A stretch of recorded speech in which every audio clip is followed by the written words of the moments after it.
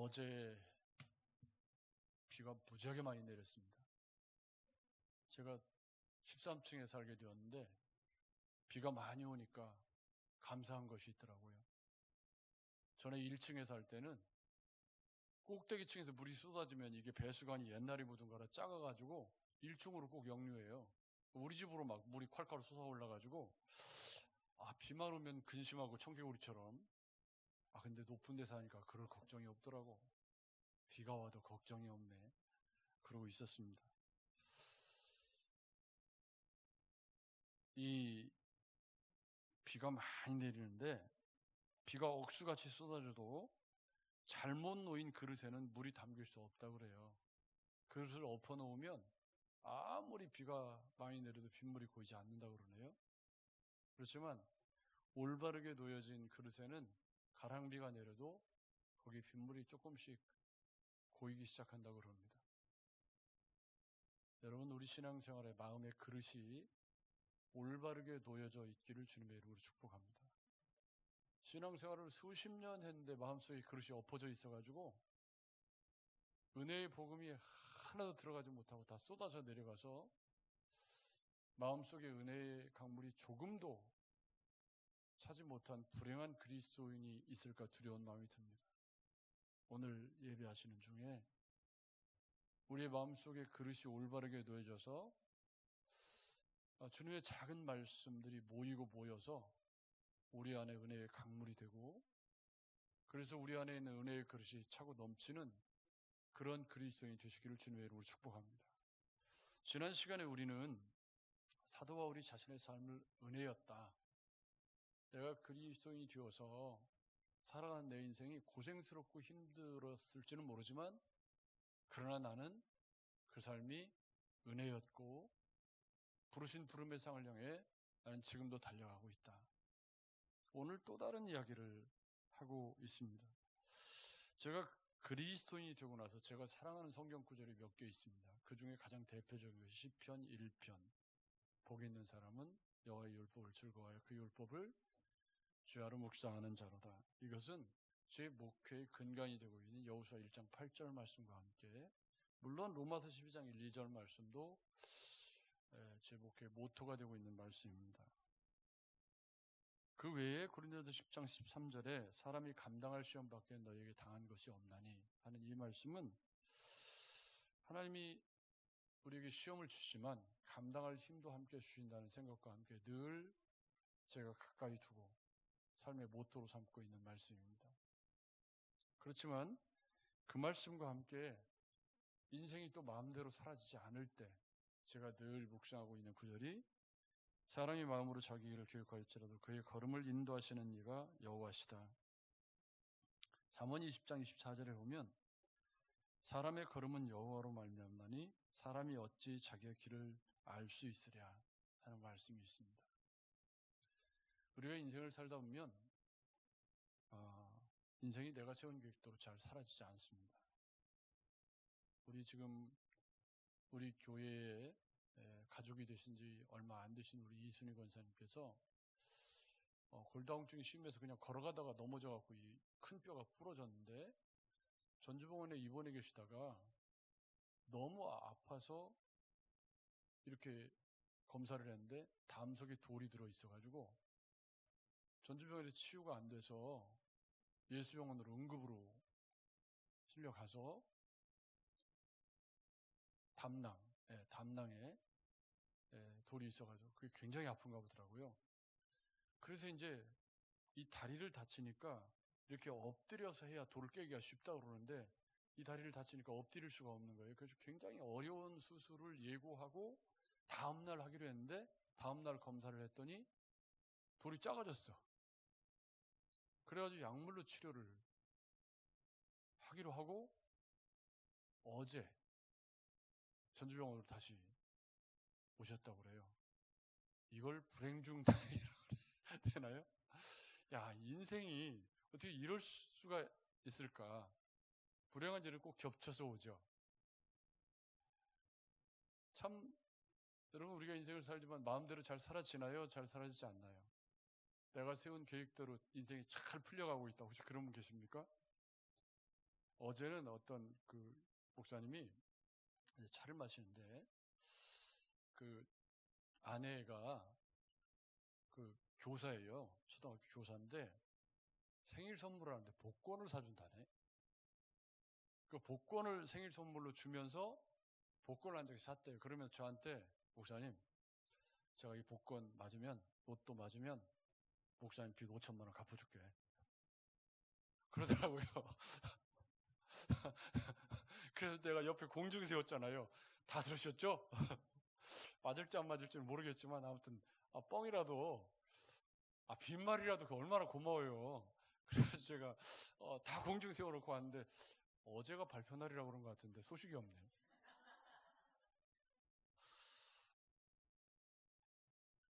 오늘 우리가 주목할 것은 사도 바울이 로마 교회에다 편지를 이제 마무리하면서 자기 계획을 쭉 기록해 놓은 그런 말씀입니다. 사도행전 20장 1절부터 3절에 보면 소요가 그침에 바울은 제자들을 불러 권한 후에 작별하고, 이게 어디냐면 에베소입니다. 에베소에서 아주 그냥 막 시끄럽게 해가지고 그 에베소 사건 기억하시죠? 데메드리오하고 은장세하고. 그래서 소요가 그치니까 작별하고 어디로 갔냐면 마게도냐로 가니라. 그리고 그 지방으로 다녀가며 여러 말로 제자들에게 권하고 헬라에 이르러 거기 석 달 동안 있다가, 이렇게 돼 있어요. 요 헬라가 바로 고린도라고 인정이 되고 있고, 이 고린도에 석 달이 있는 동안에 계획을 가지고 로마서를 쓴 거죠. 그래서 이제 로마서를 쓴 계획이 오늘 본문에 이렇게 나타나고 있습니다. 내가 로마서를 쓰는 이유가 내가 여러 번 너희에게 가려고 했는데 잘 안 됐다. 그러면서 내가 이 지방에는 이제 일할 곳이 없어서 여러 해 전부터 언제든지 서바나로 갈 때 너희에게 가기를 바라고 있었다. 그래서 이제 사도 바울이 마음속에 계획을 어떻게 세우고 있냐면, 이제 지금 고린도예요. 고린도 편지를 쓰고 있는 거예요. 근데 이 마게도냐 지방에서 그때 당시에 예루살렘 교회가 기근이 들어 있었거든요. 근데 그 예루살렘 교회를 위해서 이 마게도냐 지방에 교회들이 헌금을 모아서 준 거예요. 그래서 그 헌금을 가지고 이제 예루살렘을 이제 가려고 하는 거죠. 그래서 이 이방 교회들, 예루살렘 교회가 여전히 경시하고 홀대하고 일부 사람들은 여전히 편견을 가지고 있는 그 이방 교회가 어려움을 당한 예루살렘 교회를 위해 준비한 헌금, 이게 얼마나 값진 거예요.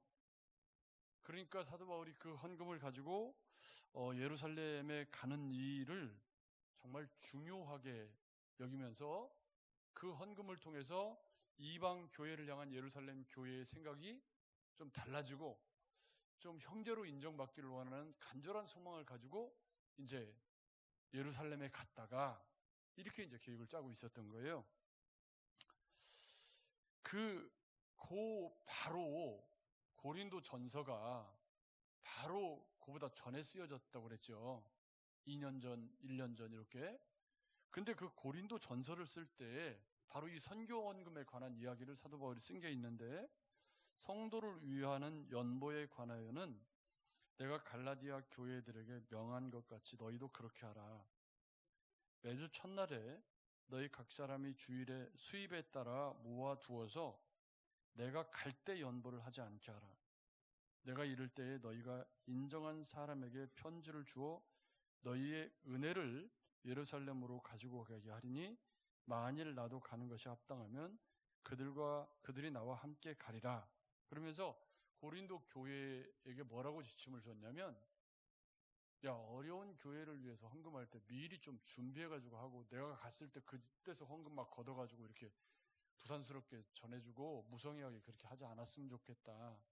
그렇게 모여진 헌금이에요. 미리 준비해서 모여진 헌금이라는 거예요. 그러니까 이게 굉장히 의미심장한 거죠.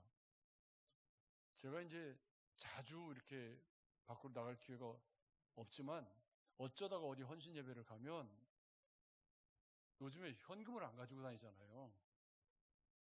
이거 하나만 들고 여기 다 있으니까 그런데 헌금 바구니를 돌리면 이제 난감할 때가 참 많아요. 근데 저희 교회는 안 하니까, 헌신예배 때 우리는 헌금 바구니 안 하니까, 안 하는 줄 알고 그냥 갔다가, 어떤 헌금위원은 주책스럽게 서 있어 또. 그럼 어떡하라고. 아주 곤란할 때가 많아요. 근데 이렇게 막 갑자기 막 이렇게 해가지고 지갑 꺼내서 5만 원짜리 들어가 10,000원 이렇게 해갖고 하는 게 여러분 덕스럽지 않잖아요, 그죠? 저희 교회도 헌금 바구니를 돌리는 게 없어요. 준비해서 헌금을 하는 게 맞다. 그래서 그렇게 미리 준비한 그 헌금을 가지고 이제 예루살렘 교회에 찾아가려고 하는 사도 바울의 마음이 사뭇 비장하기까지 한 거죠. 왜냐하면 아직까지 이방 교회에 대한 예루살렘 교회의 시선이 그렇게 곱지 않아요. 그것은 조금 있다가 사도 바울이 예루살렘 교회에 갔을 때 사도행전의 이야기를 좀 추적해보면 간단하게 우리가 해결할 수 있는 문제거든요. 예루살렘 교회가 사람이 생각을 쉽게 바꾸는 게 얼마나 어려운지 모릅니다. 굉장히 어렵습니다. 우리 지금 화면에 그 꽃을 제가 이렇게 천편에서 찍어가지고 이렇게 올렸잖아요. 그 꽃 이름이 뭔지 아십니까? 개망초입니다. 근데 그 개망초가 어떻게 생긴 꽃이냐면, 일제강점기에, 침묵에서 묻어왔다고 그래요. 그래서 원래 이 개망초는 1910년 그 한일합방 즈음에 우리나라에 들어온 그런 식물인데, 망초라는 말이 망할 망자 풀초자를 써가지고 나라를 망하게 하는 꽃이라고 그랬다고 그래요. 처음에는 이름을 망초라고 그랬대요. 나라를 그러니까 일본에서 침묵에 이렇게 철도 까는 침묵에 이게 씨가 묻어가지고, 근데 번식력이 너무 좋아가지고 농부들이 제일 골치를 앓는 꽃이라고 그래요. 근데 이 꽃 이름을 이제 처음에 망초라고 그랬다가 이 1905년에 을사조약을 맺으면서 앞에다가 개자를 붙였다고 그러네요. 그래서 개망초라고. 그러니까 그 개자는 이렇게 어디를 상징하는 그런 용어이기 때문에 이 이름이 굉장히 좀 속상한 이름이더라고요. 근데 꽃은 이쁘잖아요. 물론 작가가 잘 담아서 이쁘긴 하지만, 예. 그런데 사실은 우리가 이 예루살렘, 이 일본 사람들에 대한 생각이 지금도 잘 안 바뀌는 것처럼 이 유대인들이 이방인들을 대하는 생각이 그렇게 쉽게 바뀌지가 않는 거예요. 그러니까 사도 바울의 생각에 이 헌금을 가져가는 이 일은 이방인의 사도로서 이방인들이 예루살렘 교회가 어려워서 헌금을 했다는 것에 굉장히 큰 의미가 있고 목숨 걸고 해야 하는 중요한 의미를 가지고 있었다는 거죠. 그래서 이 헌금의 의미가 이방 교회가 예루살렘 교회를 섬기고 이 교회들의 헌금이 이 이방 교회와 예루살렘 교회를 견고하게 하는 수단으로 그렇게 생각이 되었기 때문에 예루살렘으로 이제 고린도에서 계획을 짜고 이제 이 헌금을 가지고 예루살렘으로 가려고 하는데 이게 쉽지가 않은 거예요. 사도행전 20장 22절 23절에 보면 보라 이제 나는 성령에 매여 예루살렘으로 가는데 거기서 무슨 일을 당하는지 알지 못하노라. 오직 성령이 각성에서 내게 증언하여 결박과 환난이 나를 기다린다 하시나 그럽니다. 그러니까 예루살렘에 가기는 가야 되는데 가는 데마다 기도 좀 한다는 사람들이 전부 이구동성으로 하는 말이 예루살렘에 가면 결박과 환난이 기다린다는 거예요. 그런 상황에서 편지를 지금 쓰는데 뭐라고 쓴 거냐면 나 예루살렘 갔다가 거기서 선교헌금 잘 전달해 주고 그리고 로마에 가서 본문에 보면 지나가는 길에 너희를 먼저 보고 너희와 그 사귐으로 얼마간 기쁨을 가진 후에 너희가 나를 서바나로 보내주기를 바랍니다. 이런 계획을 가지고 있었다는 거예요. 이게 어디서 쓴 거라고요? 고린도에서. 아직 예루살렘으로 출발하기 전이에요. 고린도에서 이제 이런 계획을 가지고 있었던 거예요.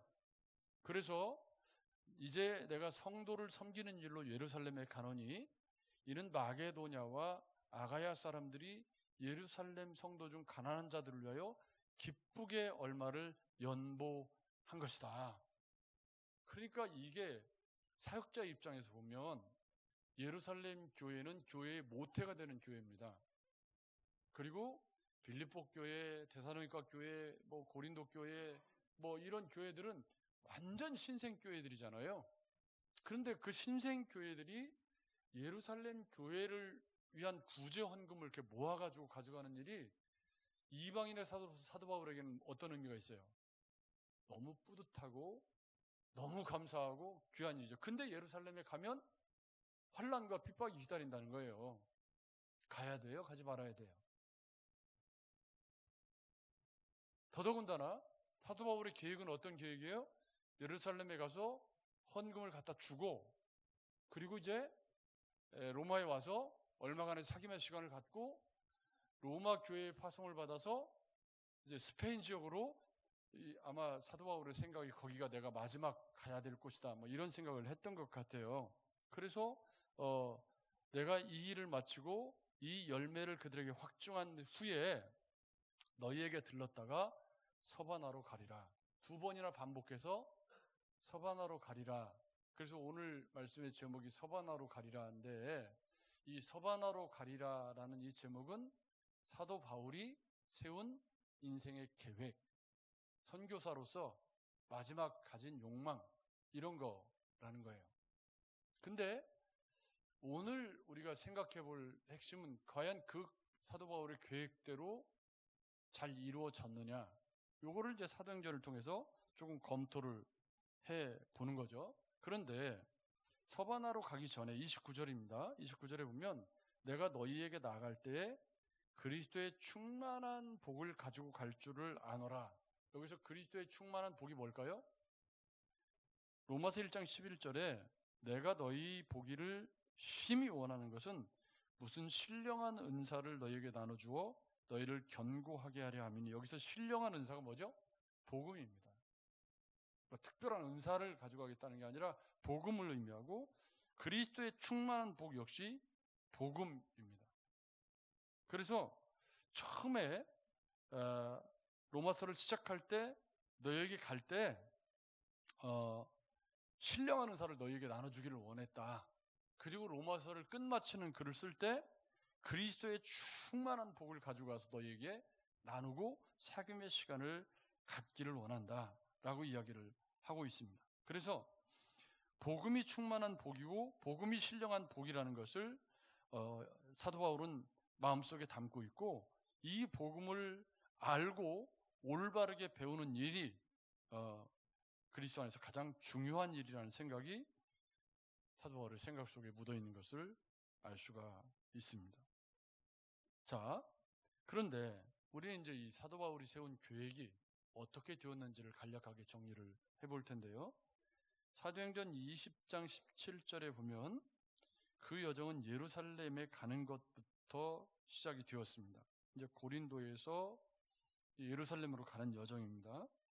그 예루살렘으로 가는 여정에 밀레도에서 에베소에 있는 장로들을 청하여 고별 설교를 하게 되죠. 에베소는 사도 바울이 두란노 서원에서 거한 3년 동안 사역했던, 지금도 이제 튀르키예 가면 갈 곳이 3군데잖아요. 갑바도기아, 파무칼레, 에베소. 그 3군데 빼고 나머지는 기타 등등에 들어가요. 저는 처음에 김영근 선교사 2012년인가요? 김영근 선교사가 튀르키예 간 지 얼마 안 됐을 때 사진을 찍는 어떤 목사님 부부하고 둘이 거기를 갔다가 김영근 선교사가 그때는 너무 뜨거워가지고 소아시아 7교회 다 돌고 유프라테스 강 돌아서 하란까지 달리는데요. 여러분 빌라델비아 교회터를 가보신 적이 있으십니까? 여러분 패키지로 가는 여행에서는 절대 갈 수 없어요. 빌라델비아, 바울의 생가 이런 데 잘 못 갑니다. 너무 멀어요. 근데 버가모, 두아디라, 비시디아 안디옥, 수리아 안디옥 다 뺑뺑. 그러니까 12일 동안 여정이 거의 죽다 살았어요. 완전 막 차로 막 하루에 5시간. 근데 김선교사 본인이 운전하고 막 이렇게 가는 여정인데 본인은 또 얼마나 힘들어요. 근데 그때는 막 선교사로서 뜨거워가지고 막 미친 듯이 우리를 잡아 돌리는데 나중에 지쳐가지고 그래 이제 하란까지 가서 그 아브라함 그 시대에 유적을 복원해 놓은 그것까지 다 보고 유프라테스 강에서 낚시하는 사람들 보고 이제 여행을 마쳤는데 사도 바울이 그 에베소에서 이 장로들과 목을 어긋맞추고 그때 뭐라고 말하냐면 이제 나는 성령에 매여 예루살렘으로 가는데 무슨 일을 만날지 알 수 없다. 그리고 두로에서 또 이레를 머물 때 제자들이 또 만류를 합니다. 예루살렘에 가지 마라.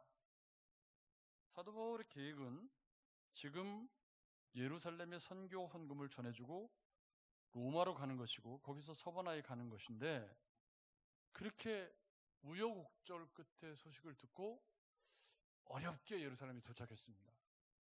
갔더니 예루살렘 사람들이 뭘 하라고 그래요?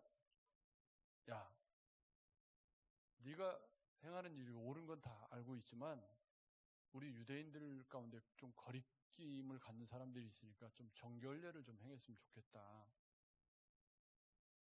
환영받고 헌금 가져갔으니까 예루살렘 교회가 막 환영해주고 막 할렐루야 그런 게 아니고 너 이방인 돌다 왔으니까 껄끄러우니까 사람들 앞에 조금 덕이 되게 정결례를 좀 일주일 동안 행하라고.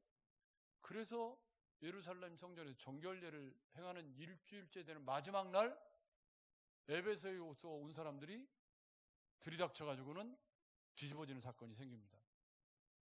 근데 그 뒤집어지는 사건이 뭐였냐면 드로비모라는 사람을 데리고 온 문제였는데 없었어요. 거기 오해야 오해. 오해인데 뒤집어져가지고 그때 그 일로 붙잡혀서 사도 바울이 무려 2년 6개월 동안 이리 끌려다니고 저리 끌려다니고 뭐 그냥 미치는 거죠. 뭐 베스토 총독한테 갔다가 뭐 또 누구한테 갔다가 뭘 또 뭔가 나한테 돈을 주기를 바라는 그 왕한테 갔다가 뭐 하염없는 세월을 지금 사도 바울의 계획은 어떻게 되는 거예요? 님이라는 글자에 점 하나 찍고 어디로 가는 거예요?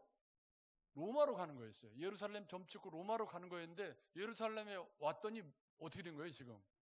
점을 찍고 가는 게 아니라 환영받지도 못했어요. 심지어 이방 교회가 그렇게 헌금을 해서 가져왔으면 예루살렘 교회가 그걸 진심으로 근데 사도행전 읽어보면 예루살렘 교회가 고마워했다는 얘기 있어요 없어요? 없어요.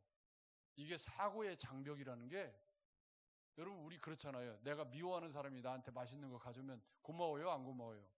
미운 놈 떡 하나 더 주냐? 뭐 이러면서 그래도 고맙지. 그러니까 지금 사도 바울의 계획이 예루살렘에 가자마자 뻐그러진 거예요. 서바나는 괜히나 서바나 생각할 여유도 없었어요. 붙잡혀가지고 2년 6개월 있다가 되다 안 돼서 어떻게 하죠? 사도 바울이 이래서는 안 되겠다. 그래서 가이사에게 상소를 하게 되고 로마행 배에 오르는데 주 예수의 몸으로 로마에 가게 되는 겁니다. 그러니까 사도 바울이 세운 계획대로 지금 잘 되고 있어요? 안 되고 있어요? 근데 요거는 두 번째 전도여행 갈 때도 그랬거든요. 원래 사도 바울의 계획은 아시아 쪽으로 돌아서 비두니아에서 돌아오는 거였는데 성령이 막으시고 야 마게도냐로 건너가 바다 건너 빌립보. 그래서 이제 빌립보로 건너가게 되었거든요. 근데 그 빌립보에서 자주장사 루디아를 만나고 여러분 거기서 빌립보 교회, 데살로니가 교회, 고린도 교회, 아데네 교회가 안 세워졌고 베레아도 교회가 세워졌다는 기록이 없죠. 베레아 교회라는 말은 없으니까요. 그래서 제가 두 번째 선교여행 갈 때 손승현 선교사하고 함께 튀르키예를 돌고 불가리아를 돌아서 마게도냐를 돌아서 헬라 지역의 빌립보 교회, 고린도 교회, 데살로니가 교회 다 돌아서 사진 다 찍고 예배하고 이제 그렇게 18일짜리 그게 2015년입니다. 벌써 10년 됐네요. 그 뒤로는 변변히 제가 어디를 가본 적이 없는데 그때 찍어놓은 사진들이 지금 제 하드에 가득히 저장이 되어 있는데 그걸 잘 못 써먹고 있네. 써먹어야 되는데 어쨌든 그렇게 되었습니다. 그래서 로마서 15장 24절 지나가는 길에 너희를 보고 먼저 너희와 사귐으로 얼마간 기쁨을 가진 후에 서바나로 가기를 바랬는데 그렇게 되지 못한 거죠. 반주자님, 찬양 한 곡 우리 부르고 말씀을 마무리하려고 합니다.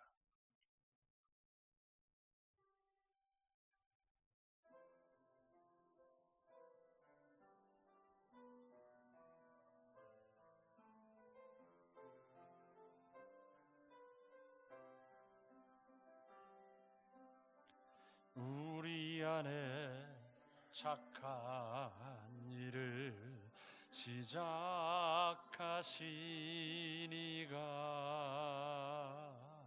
자기의 기쁘신 뜻을 위해 너희로 소원을 두고 행하시니 너희는 아버지의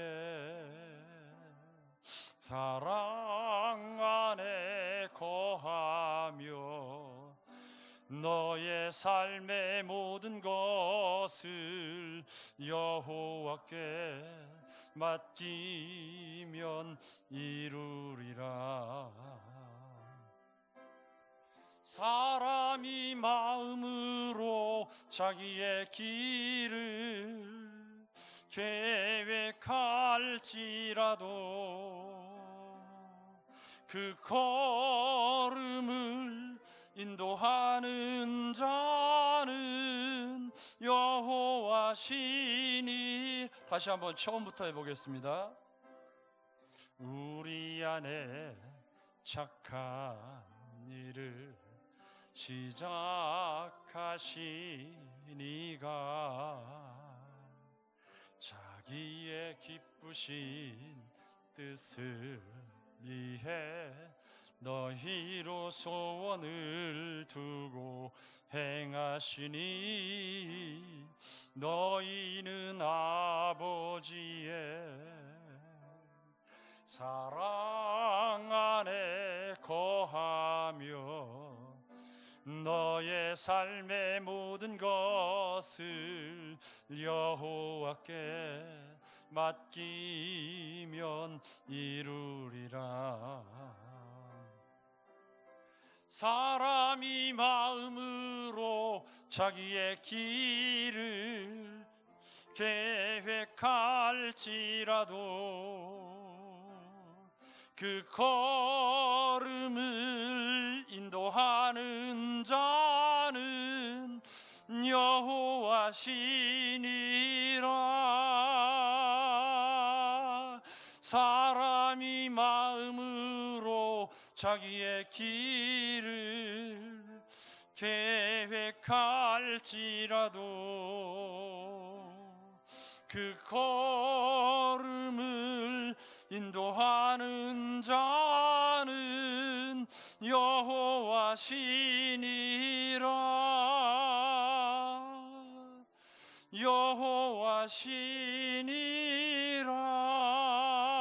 여호와시니라. 여기 보면 우리 안에 착한 일을 시작하신 이가, 이 착한 일은 구원입니다. 구원. 우리를 구원하신 하나님이 자기의 기쁘신 뜻을 위해 너에게 소원을 두고 행하신다. 이 말은 하나님이 우리 인생을 향한 계획을 가지고 우리를 부르셨다. 근데 문제는 그 하나님의 계획과 내가 세운 계획이 만날 때입니다. 우리는 이 서바나로 가기를 원했던 사도 바울이 로마에서 순교하게 된 것 사이의 갈등을 하나님은 사도 바울 안에 착한 일을 시작하시고 그에게 소원을 가지고 행하셨습니다. 이방인의 사도로서 그를 정말 그 시대에 위대한 이방인의 사도로 이신층의 복음을 정립하고 유대인들의 편협한 세계관을 깨트리는 위대한 사역자로 그를 사용하셨습니다. 그렇지만 서바나로까지 가서 복음을 전하려고 하는 그의 계획에 대해서는 하나님이 허락하지 않으신 거죠. 하나님이 세우신, 우리 안에 착한 일을 시작하신 하나님이 세우신 자기의 깊으신 뜻을 위해 사도 바울에게 둔 소원은 뭐냐면 로마에서 순교하는 것이었던 것입니다. 사도 바울이 세운 계획은 뭐죠? 로마에 가서 사귐의 시간을 갖고 그 로마 교회의 후원을 받아서 사바나까지 진출해서 스페인 지역에까지 복음을 전하는 것이 복음 안에서 사도 바울이 가진 선교사로서의 계획이었습니다. 근데 사람이 마음으로 자기 길을 계획할지라도 우리의 걸음을 인도하시는 여호와께서 어떻게 하셨죠? 예루살렘에 가서 잠깐 헌금 전달해 주고 로마로 가겠다고 하는 그 계획은 예루살렘에 가는 순간 산산조각 부서져 버렸고, 쓸데없는 탐욕스러운 사람들에게 휘말려서 2년 6개월의 시간을 허비하고 낭비하고 세계가 좁다고 복음을 전하던 사도 바울의 인생을 완전히 물구덩이에 집어넣는 그런 시간들을 보내야 했습니다. 그러다가 가이사에게 상수해서 로마로 가지만 말을 안 들어먹는 선원들에 의해서 유라굴로 광풍에 휘말려가지고 죽을 고생을 하게 됩니다. 사도 바울이 계획한 것과는 전혀 다른 길로 가게 되었던 것입니다.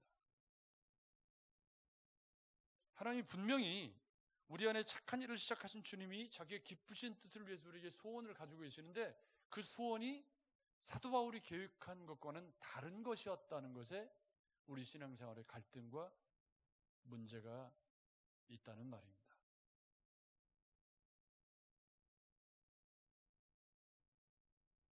서바나로 가서 영광스럽게 복음 사역을 마치고 사도 바울이 선교사로서 영예롭게 은퇴를 하기를 꿈꿨다면 하나님은 로마에서 옥중서신 4개를 쓰고 디모데 전후서를 기록하고 마치게 하셨던 겁니다. 근데 여러분, 사도 바울이 로마에서 옥중서신을 쓸 때 나 서바나로 가기를 원했는데 하나님이 나를 이렇게 똥바가지 쓰게 해가지고 로마 감옥에서 내가 이렇게 생활하고 있다고 그렇게 자기 연민에 빠진 글을 쓴 것을 보신 적이 있습니까? 하나님, 나는 서바나로 가기를 원했는데 하나님 원망하면서 하나님 왜 나 로마에서 이렇게 사귀면 캥이나 로마에서 사귈 수가 없잖아요. 로마에 있는 그리스도인들하고 사귀려면 그들을 교회로 출석을 해야 되는데 그게 안 되고 이렇게 착고에 매여가지고 이방인들한테 전도를 하게 되는 자기 계획대로 이루어진 일이 없습니다. 그런데 지난주에 우리가 살폈던 사도 바울이 내 인생이 은혜였다 라고 고백했던 사도 바울이 서바나로 가려는 계획이 무산돼서 로마에서 죄시험으로 복음을 전했지만 그것도 은혜였다고 고백하고 있음을 주목하실 필요가 있습니다. 빌립보서, 골로새서, 에베소서, 빌레몬서, 디모데 전후서, 옥중에서 쓴 그 수많은 주옥 같은 편지들 속에 나 서바나로 못 가서 너무 억울합니다. 하나님 왜 내가 세운 계획을 이렇게 망가뜨리셨습니까? 이렇게 원망하는 사도 바울을 만나볼 수 있나요, 없나요? 없습니다. 자, 그렇다면 우리의 현실 문제로 돌아와 보겠습니다. 저도 가만히 제 목회 인생을 보면 제 계획대로 사라진 것이 별로 없습니다. 일단 전주에 내려온 것이 제 인생에는 굉장히 엄청난 전환점이었고 그때 당시에 수없는 사람들이 다 만류를 하고 왜 미쳤냐, 전주를 왜 가려고 그러냐 다 만류하는데 무슨 여기 유토피아가 있는 줄 알고 전주를 그냥 고집을 세우면서 있는 교회에 상처를 주고 담임 목사님한테 욕을 먹으면서 전주를 내려와서 30년째 이러고 있습니다. 진짜 내 계획대로 사라지는 게 아니구나.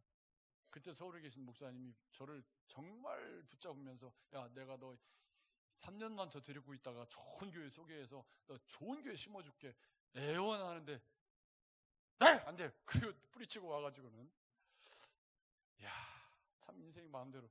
그리고서 광주에 제가 삼막동에 내려가 있는데 아내를 데리고 처음 거기를 가는 날 가도 이게 골짜기로 들어가는데 아내가 지금 생각해보면 그건 기적이다.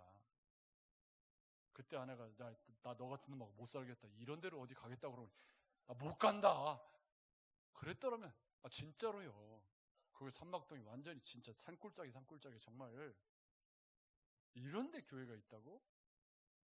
그 골짜기에서 3년을 저희가 지내는 동안 광주 사람들 독합니다. 언어가, 전주는요, 말을 하고 싶은 말을 절대 안 하잖아요. 그 전주 화법을 익히는데 시간이 많이 걸려요. 이게 좋다는 말인지 거절인지를 파악하기가 좀 어렵거든요. 이게. 어렵잖아요. 우리끼리 뭐 거시기라는 말도 그렇지만 이게 안 좋다는 말인데 절대 안 좋다는 말을 안 하니까 이게 좋은 건지 안 좋은 거지. 처음에 이렇게 전주가 설교를 하면 이분들이 설교를 듣나 안 듣나 헷갈린대요. 근데 광주는 그렇지 않습니다. 그때 제가 37살이고 제 아내는 30살입니다. 이야, 그 어린, 응?